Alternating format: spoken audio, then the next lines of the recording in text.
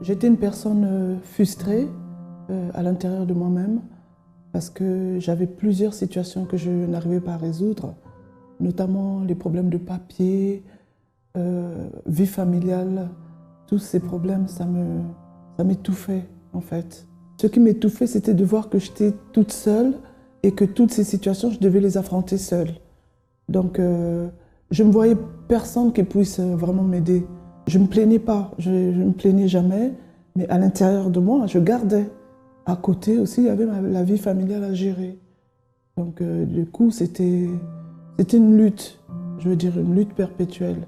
Des fois, c'était lourd d'avoir toute cette responsabilité. Et surtout que tout ce que je faisais, en fait, c'était avec la force de mon bras.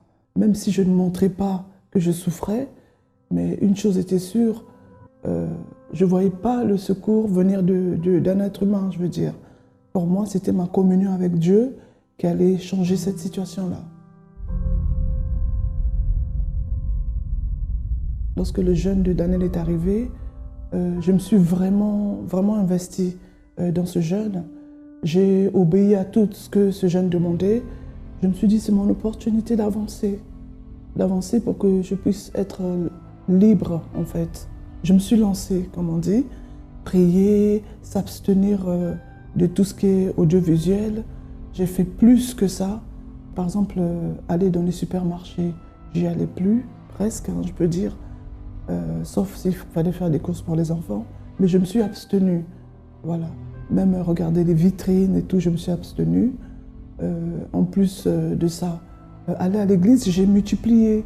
Si j'allais une fois, j'ai multiplié en allant encore plusieurs fois à l'église. Je suis allée sur les blogs.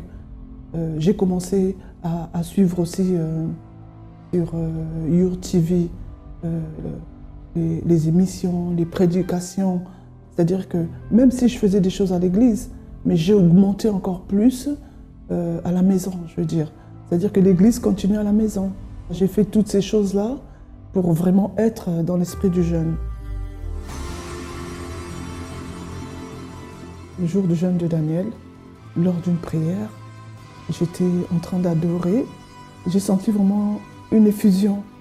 Et à partir de ce jour-là, j'ai été capacitée d'une façon vraiment différente de ce que j'étais avant.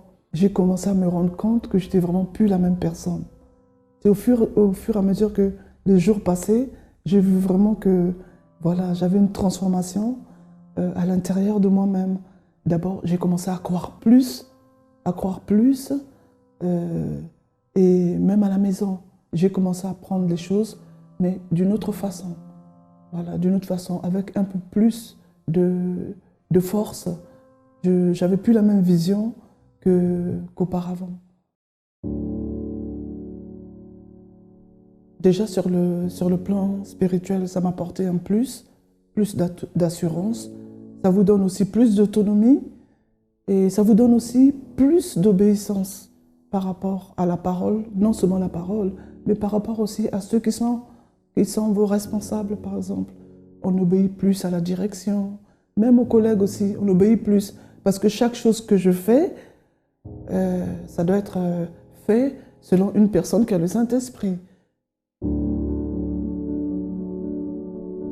Ce que je conseillerais aux gens, c'est de se mettre vraiment à la disposition de Dieu.